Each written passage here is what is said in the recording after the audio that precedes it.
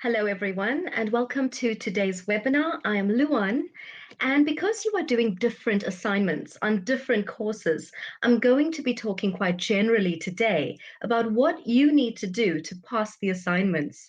It's an interesting webinar. It's one with lots and lots of useful information to help you get started on your course. But just a little bit about myself. I live in Cape Town, South Africa. I'm very happy to be with you today, and I'd love to hear where you are. So as you come in, please pop a message in the chat function and let us know where you are today, your name and where you are. It will be wonderful to hear. So just a little bit of housekeeping. Today's webinar is specifically about the assignments. But of course, if you have any questions, we will have a Q&A section at the end of the webinar where you will be more than welcome to drop your messages, send us your questions, and let us know how you're feeling about the various assignments. And also, as mentioned, the webinar is specifically, yes, about the assignments. So if you find that you've got questions outside of today's topic, you're not going to be left on your own. You are more than welcome to send those messages, send those questions about other things to tutor support, where all our managers on the tutor platform are more than happy to assist you. So let's get started today. But before we do that, I'd like to say hi to a few people, specifically those that have joined the webinar, and I can see some names popping in. Timothy, hello. Timothy is in Pretoria, South Africa. Hello. And then we have Anthea. Anthea, you are from South Africa too. Hi, nice to have you here with us. And then we have Annika. Annika is from Cape Town, South Africa. It's nice to have you here. Asha. Asha is from New Jersey. Welcome, Asha. And we have JJ. I think it's Julie. Julie from Canada. You're welcome. And then we have, I think it's Kinga. Kinga is from Budapest in Hungary. Very nice to have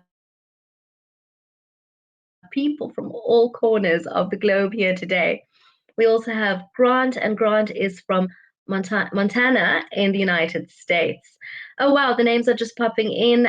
We've got Jane. Jane, welcome to you. Cole. Cole is also from South Africa. Jana is from, let's see, sunny Georgia. Lucky, sunny South Africa, not so sunny today. And then we have Sandra, and Sandra is also from South Africa, Pretoria. Hi, Daniela. Hi, Niven. Hi, Zelda. Hi, Jurgen. Hi, Lynn. Hi, Carleen. Butterfly Girl, Sonia, hello from Johannesburg. Josh and Tyler from Joburg, nice to see you both here. Laura, all the way from Argentina. Louise from London. Robin from Cape Town. Wow, names are flooding in. Judy from Grenada, hello to you. Connie from Cape Town. Very nice. Very nice to have you all here today. All right. Let me know if you can all see me. As far as I know, my video is on. You should be able to see me. You should be able to hear me. It's lovely to have you all here. All right, so as mentioned, today is such a necessary webinar because I know you're very excited when you sign up and you're very excited to get started on your course. But of course, you know, any kind of assessment makes us a little panicky. And our assessments come in the form of, let's just see that you can all see me. Right, our assessments come in the form of assignments, and the assignments often make people a little tentative, a little bit nervous. So today's webinar is just to help you relax around those assignments, to understand them a little bit better, and to ask those questions that you might have been sitting on with the assignments. So let's get going. Right. So I think the first thing that we need to clarify is why. Why do we have assignments? Well, assignments are there so that we can maintain our accreditation with our awarding bodies to ensure that all certificates, those certificates and diplomas that we give you, are of a suitable standard, and also to ensure that you, as trainees, can apply the theory that you have learned on the course. I think that with any given course, whether it be in person or online, there is, of course, some kind of assessment. And as mentioned earlier, yes, ours come in the form of the assignments. Depending on which course you're doing, yes, you'll have assignments that maybe 3 assignments, maybe 2 assignments, but they're all based on the material that you've gathered and learnt from over the course of your course. All right. And then the next thing that we're going to look at very briefly is the grading process, just so you can understand what goes on behind the scenes once you hand in your assignment. So all our graders, every single grader, sometimes you'll refer to them as tutors, sometimes you'll refer to them as markers, but all our graders are very highly experienced EFL teachers and teacher trainers. So remember that we've helped to create these assignments so we know them well. So when a marker, a grader, a tutor asks you to clarify something in your assignment or to revise a section of your assignment and to resubmit it, it's not down to their personal preference or what they like or what they dislike. But as markers, we need to adhere to rubrics created by our awarding bodies that I referred to earlier. There is criteria that needs to be met. So when we ask for resubs or resubmitted section of your assignment, it is purely because it doesn't quite fit the criteria that we've set out and we need certain sections clarified. So this means that while each marker has got their own style of feedback, they mark according to set criteria, meaning that even if you had a different marker, the feedback would be similar or the same from one marker to the next. And this is to maintain transparency, objectivity, consistency. Doesn't it make you feel better knowing that just because someone has handed an assignment in to one marker, it doesn't get marked differently to yours. It gets marked with the same criteria, the same rubric. Of course, how well your tasks in your assignments will work in any given real classroom, that the marker will comment on, maybe in a slightly different way. But at the end of the day, we stick to the criteria. And our assignments are also regularly monitored by our internal quality assurance department and also those grading and awarding bodies that I spoke about a little bit earlier. So I think that when it comes to your assignments, I think it should give you peace of mind and security, knowing that there is such a strict criteria behind the marking process, and knowing that our assignments are also moderated should really give you peace of mind that your certificate at the end of the process really stands for something. And I think this is really great. All right. So when it comes to starting, of course, getting started might be a little, you might be a little nervous, you might be a little bit tentative, but we have actually made it quite easy for you. So once you have completed and passed the Unit 5 test, you'll have access to your very first assignment. We get lots of messages about where are the assignments, and then people are still on Unit 1 or Unit 2. But remember, you will not have access to the assignments this early. And the reason we do this is because we want you to get all the groundwork done. We want you to get all the information that you require before you get access to that very first assignment. So generally after Unit 5, after you've passed the test, done all the preceding units, that's when you'll have access to your very first assignment. Please do yourself a favor. If your course has an instructional video, which it should, watch it. I know that some of us like to skip over videos and just read the text. Some of us are vice versa, but absolutely watch the instructional video. If you have this and you complete all the required steps, you should be well on your way. If you can't find the instructional video, send us a ticket at Tutor Support, and we will clarify either where to find it or we can send you the steps. And this may be needed to unlock the assignment instructions and the templates. And also remember that your course may have a handbook, particularly the more recent versions of the courses. There may be a handbook which includes lots and lots of information about the assignments and what you need to do. My advice is to create a folder on your computer. Make sure that the folder is called something like TEFL Academy Assignments, just so you know where all your coursework is. And also make sure that you've got all the documents carefully saved that you would need to either complete the assignments with or upload once you are actually done. Creating the folder just gives you that peace of mind knowing that every bit of your assignment is in one particular folder, so that when you need to upload, you know exactly where your information, where your files are stored. All right. And also, I know that when we do courses, there is usually a lot of information that we've got to take in. There's a lot to take in, there's a lot to process, there's a lot to remember. And if you're like me, you forget things, right? So remember that our academic staff will assist you with any questions that you may have about the assignment. Remember, though, as mentioned in the terms and conditions at the beginning of your course, this is something very important to remember, is that we don't have the facility, to preview assignment files prior to submission or resubmission. Because remember, we have a policy whereby you receive 3 attempts in total, which is 1 first attempt and 2 resubmissions, meaning that if we screen your files beforehand, you're actually getting an extra attempt. So we can't preview your files,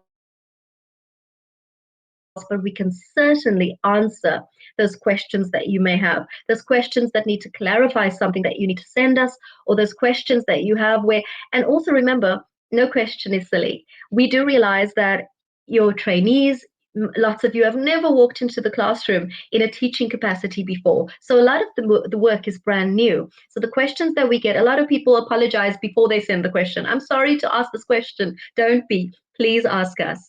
And if you need help understanding the assignment instructions, please send a ticket to tutor support and we'll be more than happy to assist. But do remember that we cannot preview your files, as this does give you an extra attempt. We'd love to, but we can't. All right.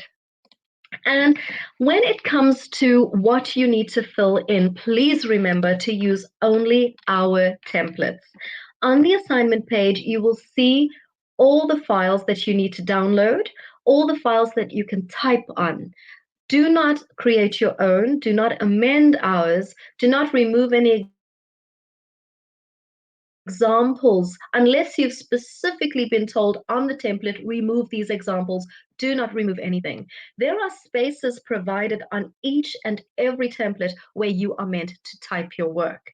So this is where you type, and only this. Unless, of course, you create an extra file of your own with extra materials, just be sure to label everything with care so that when your marker receives all your folders, they know exactly what is inside the assignment, and they can, in fact, open and commence with marking. Remember, if all your files are not correctly uploaded, a marker will not open your files. They will simply send it back to you and ask you to clarify all your information. Also remember that in many of the assignments, you are asked to submit extra materials, like an exercise for your class to do, or images that you want your class to look at. Remember that these need to be included in full. So not just links to the material, not just a description of the material, but the actual material copied and pasted into the file and clearly labeled.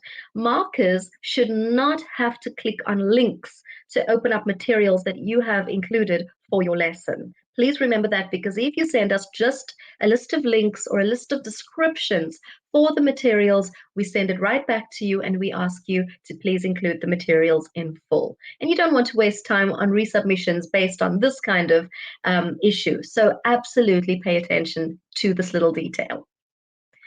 All right.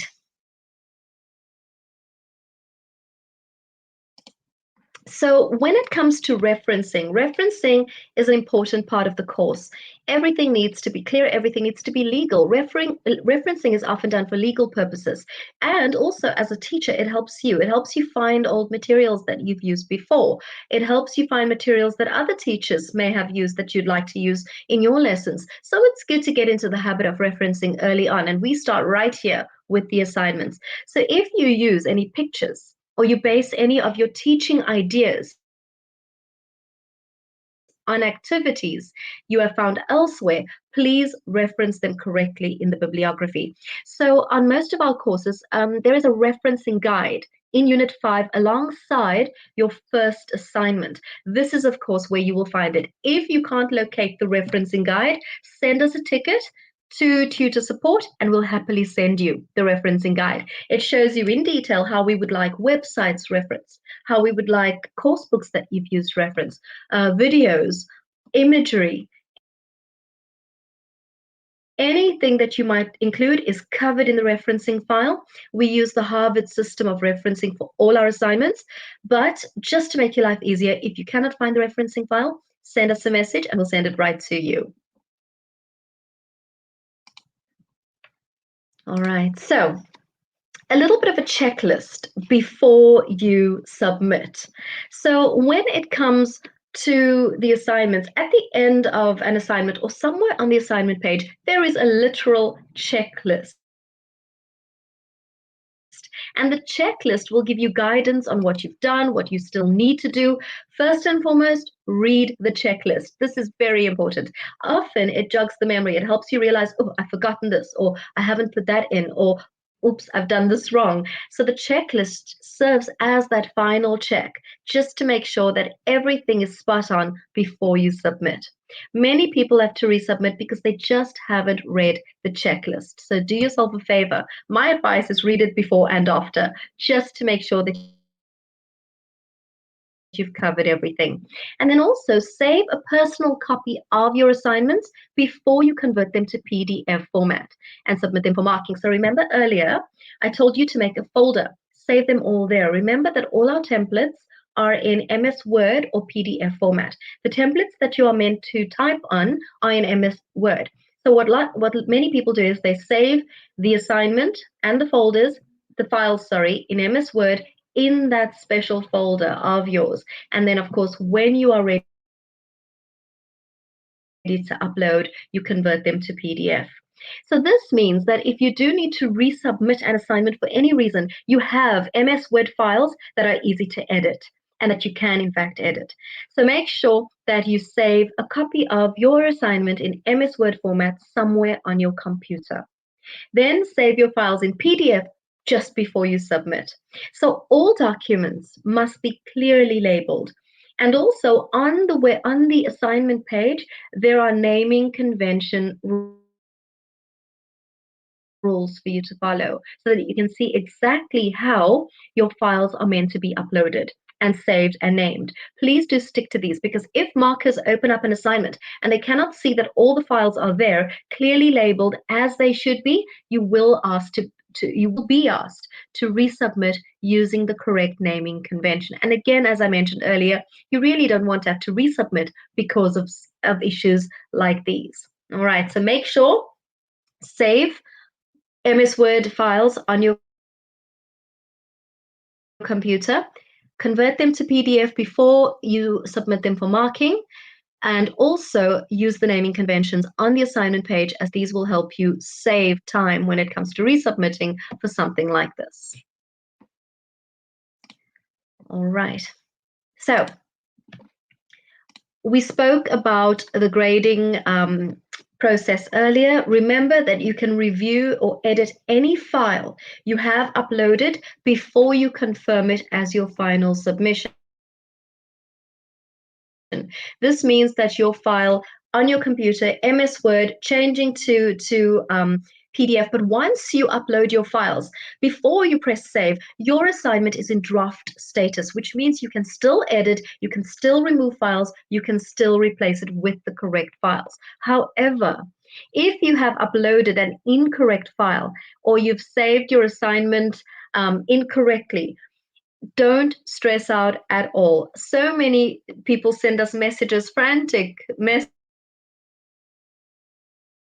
panicky messages. I've sent the wrong file, or I've sent an old file. I didn't name my file correctly. Don't stress. That's the first thing. Send us a ticket to tutor support and simply ask that your submission be reversed. This is a very quick process. We do it for you in 2 minutes, and you'll be able to edit and revise your submission and send us the correct files. So the first thing, don't stress. Simply ask us to reverse your submission so that you can edit, change, adapt, whatever you need to. All right, and also remember that your assignment will be marked within roughly 7 working days.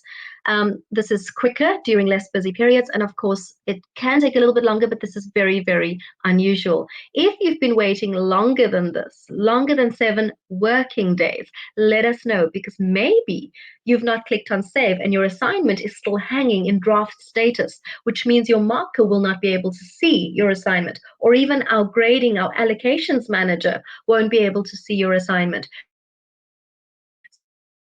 So do send us a message if you've been waiting for longer than 7 working days. And remember, that's working/business days.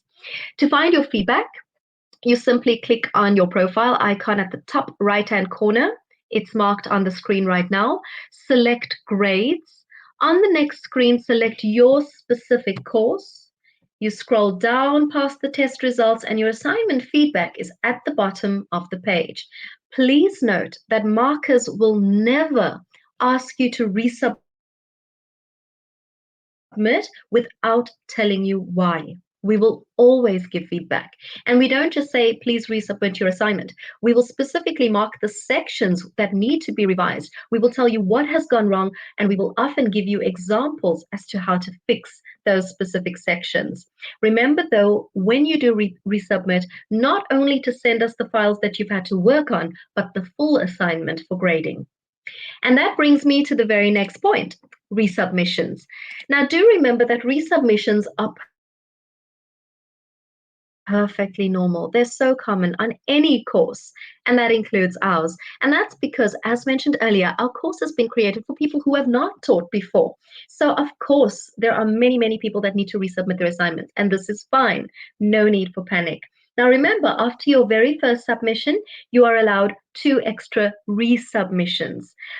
Do remember not to delete your original files. We do still need access to those. Do not delete your original files from the assignment summary box. When you upload your new files, you give them a new name by adding the new submission number to the file name as shown in the assignment details. So say, for example, it's your second submission, then you would simply, instead of submission 1, you change it to submission 2 so that your marker can see exactly what your most recent files are. If you need clarification on your marker's comments, please send a ticket to tutor support. But remember, as I mentioned earlier, if you can't find the feedback, you've got to click on the top right-hand corner, select grades, select your course, scroll down past this, and you'll find the assignment feedback at the bottom of the page. If this particular feedback is not clear, or you just want to clarify something, send us a ticket to tutor support. We will contact your tutor, explain to your tutor what has gone wrong, or explain to your tutor where you need clarification, and your tutor happily sends you a bit more detail so that you can better understand the feedback. It's again quite a quick process. So don't panic if this happens, just send us a message. And remember, resubs are completely normal. All right, so when it comes to grammar assignments, we have a model assignment for you. And the model assignment supplied with the instructions is only a guide to show you how to fill out and complete those templates. Please remember that your assignment is most likely to be based on a different grammatical form. So you need to create a new set of files based on the form stated in the instructions. So remember, the model assignment is done on one tense, for example, whereas your assignment is to be done on another tense. We can't very well give you an assignment in the actual tense that we require, because we find that we need your work to be 100% your own, and your own ideas, your own inspiration, and so on. So remember, model assignment is there to guide you and only show you how the templates have to be completed. Your assignment is most likely on a different form. Create a new set of files, make sure that they're Yeah, and remember when it comes to form, this relates to grammar structure. For example, subject plus verb plus object. So you need to do a little bit of research. And also think about the class you're teaching, think about the age of the students, think about the level of language grading. Remember, age and level are not always synonymous. You could have young students who are very advanced, you could have older students who are quite low level. So pay attention in the assignment to the age and the level of your students. And think about this when you choose a context or when you choose the language you're going to use with which to explain these new contexts. Concepts. And then also think about whether the lesson plan we're asking you to design is a face to face traditional lesson plan where the teacher is stood in front of the class, or whether the lesson plan is meant to be for an online lesson. All right. So when it comes to the grammar lesson, it is meant to be based on the PPP structure. And there are 5 stages that you need to design. So the timing for each stage will depend on the type of tasks set. So think about the different stages. First, we have a warmer, and a warmer is just to create the context. A warmer is a quick stage, no actual teaching happens at this stage, and the target language of the lesson, whatever tense you're teaching, is not yet revealed in the warmer.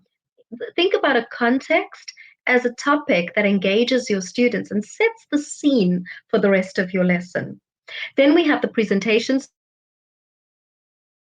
stage, and this is the stage where you are doing most of your teaching work, where you are eliciting and concept checking the form and function of the target language. And then we have the controlled practice stage, which is also just loosely called the practice stage. And here the practice needs to be quite contrived, quite controlled. Think about uniform questions and predetermined answers, like a clause matching or a gap fill task, an unscrambling task, where there is only one right or wrong outcome, hence it being called controlled practice. And then we have the fun stage, which is the production stage, and this is often called the freer practice stage. Now, here the focus is on fluency. So make sure that your students get to breathe out and speak using the target language naturally, how they would use it outside. So in conversation or role play, an interview, a little debate, just make sure that the task is related to the context and make sure that the task is achievable for the students you are teaching. Finally, the plenary, and here we consolidate the lesson. Nothing new should happen at this stage, as there are no new activities, but maybe a round of eliciting questions or concept checking questions just to consolidate the lesson. Remember that each stage has a different focus, so read the unit based on grammar lesson planning before you design your lesson plan. All right, and then we look at a few tips just to get you started. So research the target form with care. Look at the target language that we're asking for in the lesson, research it well, use different resources, ask questions on tutor support. And this is good practice for when you start teaching. Remember that some websites may have errors, so always check information against another website or ask us at tutor support if you're not sure. There are many great EFL websites with free resources where you can use and adapt worksheets for use in the classroom. I use them. And if you use information from websites like YouTube videos, etc., please include a reference in the bibliography. As mentioned earlier, this is quite important. And now we move on to reading lessons because some of our assignments are based on skills, right? So with the reading lesson, there are also 5 stages that you need to design. So think about the timing again for each stage. There's a warmer once again where you can use maybe an image to illustrate the topic or get them to predict what they think the reading is going to be about. There's a pre-teach vocabulary stage, and this is where you are going to use a vocabulary profiler. We give you one in the course, or we give you a few suggestions in the course where you can select suitable vocabulary to pre-teach before your students read the text. Now remember, if you're teaching, for example, a B1 level class, the words you select for pre-teaching should be above that level. They need to learn those words. They don't know those words, hence the need for pre-teaching. Then we have the first reading task, which is usually a skimming or scanning task. 2 to 3 questions is sufficient here. And then we have a second reading task. And here we give them questions for a deeper understanding of the text, roughly 7 to 10 questions. Now, the follow-on discursive task is very similar to the freer practice we spoke about earlier. This should give your students a chance to respond verbally to the text with their own ideas, thoughts, opinions, and so forth. Again, think role plays, think discussions, think small group discussions or pair work, but now they need to speak. Opinions, feelings, thoughts, all related to the topic, but no longer to test understanding of the text. Again, remember that each stage has a different focus, so read the unit based on reading lesson planning before you design this lesson. All right, so when it comes to teacher language, you'll see in your assignments that there is, for example, a section that requires teacher language. And teacher language is usually what we want to assess here is what you will sound like when you speak to your students. What are the words you will use? How will you explain concepts? How will you give instructions? So remember that when we ask you for teacher language, you really, really need to use direct speech. We might ask you to elicit, to show how you would elicit a few concepts. This is to ask questions to see what students already know or to get them to produce the target language before you've revealed it. Concept checking is another technique used, and here we ask questions to assess understanding of the meaning or the function of the target language. And finally, instruction checking. Do the students understand the set of instructions you've just given them? Example, Paula, what must you do first? Are you working alone? Are you working in pairs? How much time do you have for this activity? Those are examples of instruction checking questions. So remember, eliciting, once again, the teacher is asking questions to draw out information from students. This is going to help them remember the information and is more beneficial than just telling them information. Concept checking questions are used to check that to see that students have understood the term. We use simple closed questions and avoid using the term being checked. Instruction checking, again, examples. What are you meant to do? How much time do you have? Are you working alone or in pairs? We do not use the question, do you understand? And the reason we avoid this question is students will say yes when they've not maybe understood the instruction, or they will say yes when, for example, they don't want to be the one person saying no when everyone else is saying yes. So remember, keep your instruction checking questions quite closely related to the various steps of the task and make sure that they've understood in this way. All right. And also remember, if it doesn't help the teacher assess the student's understanding, if we just ask them, do you understand? It is better to ask your students to repeat the instructions. And also, as mentioned earlier, ask them questions that are very closely related to the steps of the task.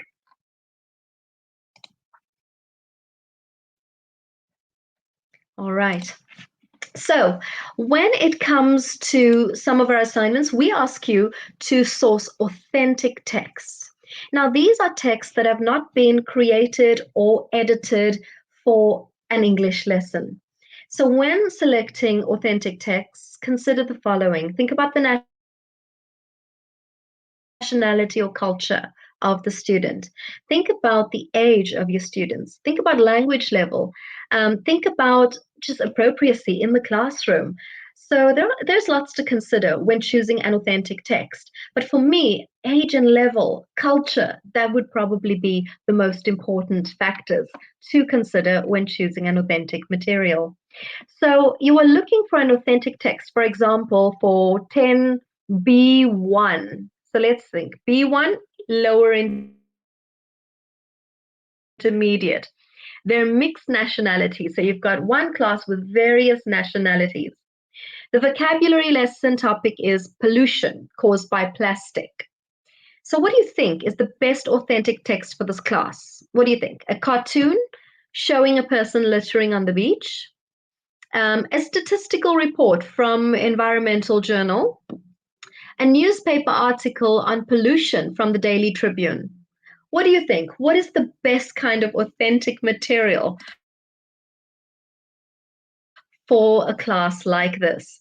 And the answer is none of the above, and maybe all of the above. What you need to know is that material, is it suitable from a language perspective? Is it suitable from an age perspective? And also, will my students engage and enjoy material like this? So what you need to consider are all those factors and choose something that your learners will actually enjoy. Remember that not every student loves to read. Very often in my classrooms, when I say, right, today we're having a reading lesson, I get various reactions. I get a few students who are happy about this, a few students who roll their eyes, and a few students who look absolutely disgusted. So, what we need to find is material that our learners will engage with and enjoy. So, take that into consideration when planning a lesson based on authentic text. But please remember that an authentic text is not from any kind of English learning course book. It's not from an English learning site. It's not from an English learning podcast or video platform. An authentic text is something that you and I will just pick up to read, maybe for enjoyment, maybe for information, but it's not planned for an EFL classroom. Please bear that in mind when choosing an authentic material. All right, so a few general hints just to get you started on those assignments. Difficult vocabulary, use the TEFL course glossary and dictionary. The glossary is quite detailed, but if there is something that you cannot find in the glossary or there's something that you can't find in the dictionary, of course, you can send your query to tutor support. Check that you have downloaded all your documents. Make sure that you've got them stored in a file somewhere on your computer or your device. The checklist and assessment criteria will guide you to the important information. Remember the checklist that I mentioned earlier. Just before you get started, check the checklist, and actually just before you submit. That's probably the most important time to check the checklist just before you submit your assignment. It often just makes you remember few things that you were meant to include in the first place. And then also, if English is not your first language, and we do have so many course participants where English is not their first language, this is okay, but please check your language carefully. Of course, there might be a few mistakes here and there, even with English first language speakers. So do be aware of this and proofread your work with care before you submit. Your marker will be looking for evidence that your English is of a higher level than the students the lesson is designed for. Now, remember, in our assignments, we have lessons for very low-level students, but we also have lessons for very high-level students. So you need to make sure that your English is spot on. And even if, as mentioned, even if you're a native speaker, it's still important to carefully proofread your work before you submit. Not only the content that we will be grading, but also the content that you will ultimately be showing and giving to your students in real classrooms. Use the grammar and spell check function in your word processing program. And if you don't understand anything, get some help, ask someone to give you a bit of advice, ask us on tutor support. As mentioned, once again, we cannot proofread, we cannot preview, we cannot approve tasks before you submit, but we can certainly answer any questions that you might have. And then also remember, when it comes to issues like getting an extension for your course, login issues, and so forth, do contact admin support or student services, because these are the people that can help you with those issues immediately. At tutor support, we deal with academic and assignment support. So if you ask us about login issues, we might not be able to assist you. So send your queries straight to student services if you've got any of those. And then also IT support. They're there to help you with any computer-related problems, any Moodle-related problems. They'll be able to assist you and help you as quickly as possible. And then, as mentioned earlier, any academic or assignment support issues that you might have, that's where you contact us at Tutor Support, and we'll be more than happy to assist you. All right. So also, something to remember with assignments, make sure 100% that they are your own work. Make sure that you have used the knowledge gained from the course and your understanding of the course material to put these assignments together, your own research. Make sure 100% that your work is your own and not been copied from other sources. We need to really check that you've understood what is going on in the course. And then also, if you've got any questions around this, please send it to Tutor Support. We'll be more than happy to assist you. Also, with artificial intelligence programs and so on, we prefer that the work is 100% your own. All right, so we've come to the end of me presenting to you. And now is the time where you get to ask all those important questions. Of course, when it comes to the assignments, we find that Q&A is usually quite a long section. So I've left a little bit of time for us to address all those issues that you might have had. So something very important to remember is that the assignments are there to help you, there to test you, and there to give you a good jumping off point for when you actually go into an actual classroom and start teaching. We don't want you to fail, we want you to pass, and we will give you all the assistance you need in order to do so. So please, if you have any questions about the content of today's webinar, the assignments, remember that I cannot give answers per se, but I can absolutely put you in the right direction. Okay, so I've already got a couple of questions coming in, and I'm very excited about that, and I will absolutely start answering them. So if you do have any questions, please put them in the chat facility on your screen, and I will get to as many of them as possible. All right. Okay, so the first question that we have, if we mislabel a file when submitting our assignment and it's sent back to us to relabel, does it count as one of our 3 attempts? No, it doesn't. All right, so if, for example, you've just mislabeled your files, or when we open your assignment, or when we open the screen and we can see that maybe we don't know what files they are because they've not been named according to the naming convention rules, we will just send that back to you, and it will absolutely not count to you as part of your attempts. So no, you will not lose an attempt for this. You will lose an attempt if you've done the assignment on the wrong target language, because the instructions are very much clear and explicit, or if there is any particular section in the assignment that doesn't quite meet the marking criteria. Those are the reasons you will be asked to resubmit. Or if your work is not in direct speech and it has to be, if maybe the stages of your lesson plan are a bit off, or maybe for a freer practice task, you included something too controlled, or for a controlled practice task, something too freer. So those are or you're using and revealing the target language in the warmer already. Those are the kinds of things that we will absolutely have to ask you to resubmit for. But for mislabeling a file, absolutely not. You will be asked to resubmit, but it will not count as one of your attempts. So I think it's Julie. I hope that helps. All right, and then we have another question. Hi, I'm from Vancouver, Canada. Hello.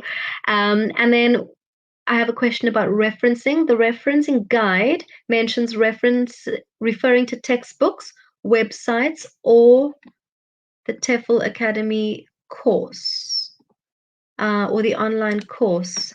Let's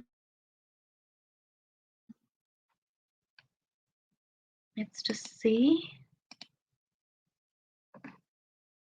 Okay, so that's all I have. I have a question about referencing. The referencing guide mentions referring to textbooks, websites, or the TEFL. I'm sorry, has your question maybe not being okay? So to complete and pass the assignments, will the online course not be enough? Meaning, do we necessarily have to find and read other books? So you're asking whether to reference and to use the material in our course if it's not enough, or do you also have to use other materials or sources from outside, this is entirely up to you. But we do find that most of our course participants actually do draw inspiration from other ideas, tasks, for example. So if you're putting together an online lesson plan, maybe you want your students to do an online gap fill activity and you'd like to source it from another website or another book. This is absolutely fine. When it comes to understanding our course material and getting ready to teach, well, then the course material is absolutely enough. But I will tell you that lots of teachers do reference other and use other resources just to help them build that portfolio and build a good resource pack, so to speak. So yeah, the course material is enough to get you started, but lots of teachers do use outside resources. I'm not sure if that answers your questions, but absolutely, if it doesn't, please send me another one and I will be happy to clarify.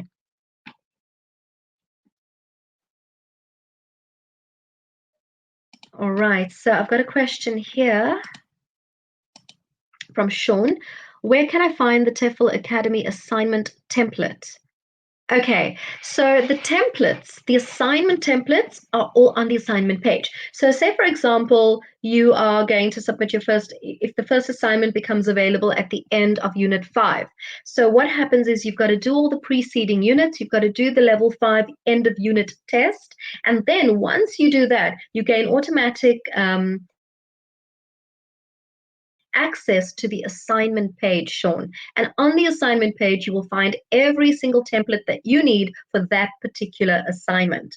So everything you need is right there. If you can't find it, send us a message on Tutor Support and just ask us, right, I need these templates. Where are they? We can either send you a screenshot and show you exactly where to find them, or we can send them to you. All right. I hope that helps. If not, let me know, Sean. Okay. Also, just something that I've got to mention to you, and many people maybe miss this in our terms and conditions. You can only submit your second assignment once your first has been marked. You can only submit your third assignment once your second assignment has been marked. You cannot, at the end of the course, submit all your assignments at once. And also, you need to have passed assignment A in order to gain access to and upload assignment B. You need to have passed assignment B in order to upload or access assignment C. So just bear that in mind when planning your work schedule around the assignments. All right. JJ, you're very welcome. Okay. Right. Timothy's got a question. Let's see. Do we have to include the materials from the materials folder into the assignments as well, or can they be two separate entities? You know what, Timothy, I find that it's better to just include your materials in the materials folder. Keep your lesson plan just for that, the plan of your lesson. And then if, for example, you want us to see a worksheet, for example, that you've included as a controlled practice task, then simply say in controlled practice, teacher gives a worksheet, it's a gap fill worksheet, students are meant to work in pairs, see materials, and then absolutely we'll open up your materials. You do not also need to include this in your lesson plan. Yeah, so in most of the assignments, there is a materials folder or a materials section embedded within the lesson plan. Everything's clear. If, however, you miss something and you're not sure, just ask us and we'll show you exactly where and how to include your materials. And Timothy, a lot of people include their materials in one place and another. This is okay too. It really doesn't affect your grade or cause any awkwardness. It's absolutely fine to do that. But in most cases, we do give you an assignment, a materials folder, and that's where you're meant to put all your materials. But just a bit of advice there is to label your materials with care so that your marker knows exactly what the material is meant for. So say, for example, it's a controlled practice gap fill task, then absolutely label it as such. So gap fill activity, controlled practice 1. And then your marker will know exactly which part of the lesson plan that task fits into. I hope that helps. All right. Okay, and here's a very good question, a very very necessary question because we get this all the time on Tutor Support. Once an assignment is open, does it have to be completed within a specific amount of time? No, it doesn't. You have the luxury of taking your time, of course, bearing in mind that you've got to submit your final assignment 2 weeks before your course ends. That's the only deadline assignments have, even once you've opened them. So once you've opened your assignment, you can take your time. Whether you take a week, whether you take 2 weeks, 3 weeks, this is up to you. As long as mentioned, your final assignment is uploaded at least 2 weeks before your course ends. The reason for this is that you might be asked to resubmit. And remember, it takes a few days to mark. Then we send it back to you. If it needs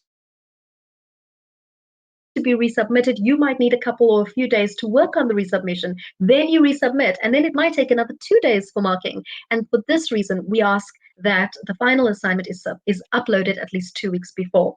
But once you've opened an individual assignment, Asha, there is no specific time limit on that assignment. You can take your time.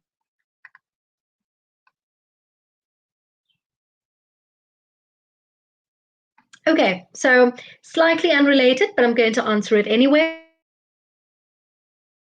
because it is and it isn't related. So I can absolutely help you here, Cole.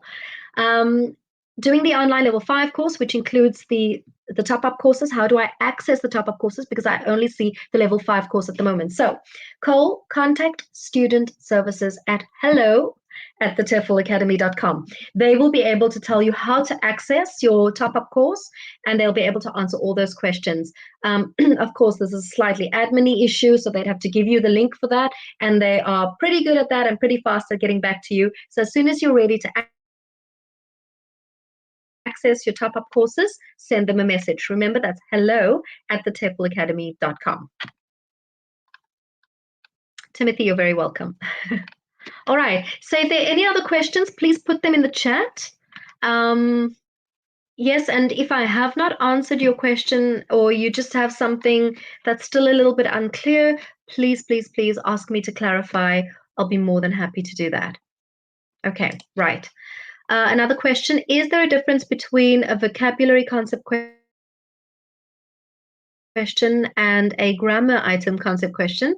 Sorry if this is off topic. And okay, so it is slightly off topic, but you know what, Julia, there is actually another webinar that's done specifically on eliciting and concept checking of vocabulary and concept checking of grammar. But because it forms part of the assignments and teacher language, I can give you a little bit of insight here very, very quickly, right? So with vocabulary items, if you want to concept check a vocabulary item, remember, concept checking a vocabulary item is making sure that your students understand the meaning of the word without asking them, do you understand? So say, for example, we're concept checking the word numerous. So you would ask your students these little trick questions to check that they've understood the meaning. So I would say, right, if I have numerous books in my house, do I have just one? Your students will say, no. Do I have just 2 books? No. Do I have many books? Yes. So is numerous the same as many? Yes. So you can use the word, but remember the answers that the students give you is not meant to be the word numerous. They're supposed to give you answers like yes, no, many. Those are the answers. With grammar, we 100% avoid using the grammar in our concept questions. So say, for example, I'm trying to concept check a sentence like, I studied last night. The sentence is in the past simple, I studied last night. I would ask my students, look at the sentence, I studied last night. Is this happening now? No. Is this happening in the past, in the sentence? Yes. Is this action finished? Yes. Last night. Is last night finished? Yes. So those are the concept questions I would ask to concept check a grammatical structure and see how none of those questions were in fact in the past simple. I hope that helps. But Julia, do check our webinar based on teacher language, asking questions in the classroom. Just have a look. If you can't find the link to the other webinars, send us a ticket at Tutor Support. We'll send you the link and then just scroll down and find that webinar. So super useful. All right. And then I have a question from Sandra. I'm unsure about referencing pictures. I usually use Google Images. There is no link. I'm referring to the bibliography. All right. So what we need here is, say, for example, you've used a Google image. You would need to send us a hyperlink to that image. And even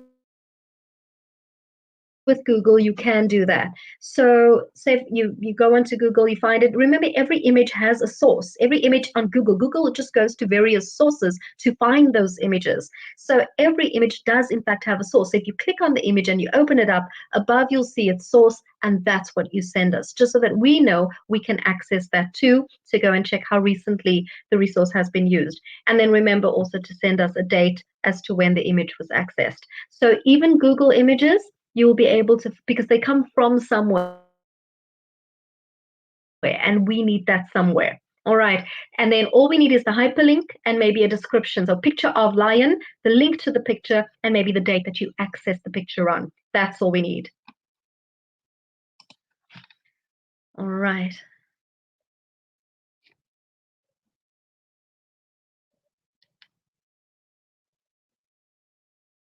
Okay, we have another question here. Do I need to include the material URL links in the reference location on the assignment? Yes. So if, for example, you use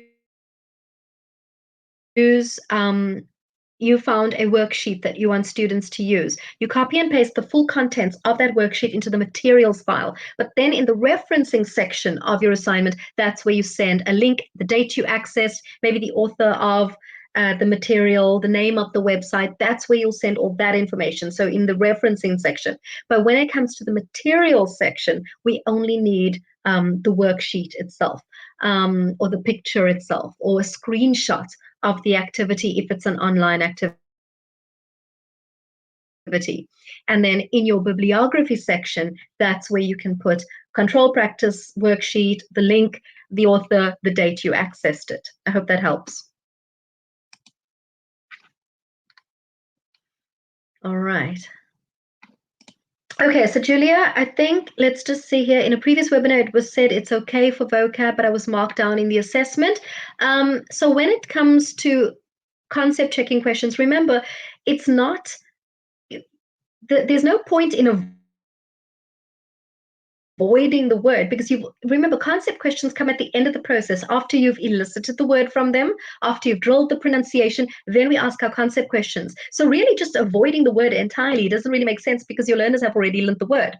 What we do is we ask questions that check their understanding of the word. So I guess if I've taught them the word numerous and I say, what is numerous, or something, if I have many books, I have what, and they answer with the actual word, that's where potentially you'll get marked down or asked to resubmit. But if I use the word in my question, but I still give them the opportunity to answer either one or the other, testing their ability to understand the word, then that's okay too. Send us a ticket and we'll send you a little bit of extra information on concept checking, and it might just eradicate the confusion around that. Because with concept checking, there's no point in just 100% avoiding the word. They know which word you've just taught them. So like if they've just learned the word numerous, you've elicited the word, and now you're asking concept questions, they know the word you're talking about. So to avoid it doesn't really make sense. But the concept questions, the answers that they give should not include the word itself, because then they go on autopilot and they just shout out the word that they've learned. I don't know if that makes any sense. But send us a ticket to Tutor Support, and we'll send you quite a nice bit of information around concept checking that might help quite a lot, and lots of useful examples too, just to kind of clear up the confusion around that. All right. And then I think that's it. I see that there are the questions. I think that we've dealt with most of them. I've got one more question. I was wondering if you're going to let us know the information about the 10-hour teaching practice. I'm not so sure what you're referring to. Are you referring to the practical time when you go to a classroom? With that, you'll have to ask student services about, because of course we run these courses all around the world, and different times, different schedules, different teaching practice schedules all together. So I think it's Fadimana. If you do have a question around that, send it to student services. They'll be able to give you the dates in your area, and you'll be able to book your session. And do enjoy it. It's a lot of fun. All right. So I think, yeah, we've come to the end of our webinar. I hope it's been helpful. I realize some of you might be having or might have had some audio issues. You can rewatch this webinar at any time or go back to a previous one with similar content. And if something is still unclear, you can absolutely, as I kept mentioning, send us a question at Tutor Support and we'll be able to assist you. If you have any admin queries or queries around your weekend 10-hour course, do send that to Student Services and they'll be more than happy to assist you also. All right. So the last thing that you need to do for me is fill in the survey, because the survey we find is very, very useful for us to get a little bit of feedback on the various topics that we cover, and also to hear whether there are any topics that you'd like us to include. So please, if you do have some time, fill in the survey. I'm going to display it on the screen, but I've also put it in your chat box at the moment, so you'll be able to access that too. When you've got a second, fill that in. All right, so I'd like to thank you for attending today. It's been great hanging out with you for an hour.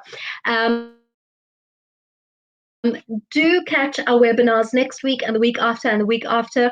We have them going. We won't stop them anytime soon. They're part of your course, so you might as well join and enjoy them. And remember to ask those questions that you feel unsure about. We're very, very happy to assist you at any given point. All right. So on the screen, you'll be seeing the webinar survey link also, but please remember, I've also put it in the chat function. Fill it in. Tell us how you're feeling. We'll be happy to hear from you. All right. So to those of you who joined today, enjoy the rest of your weekend, and we'll see you next time. Bye, everyone.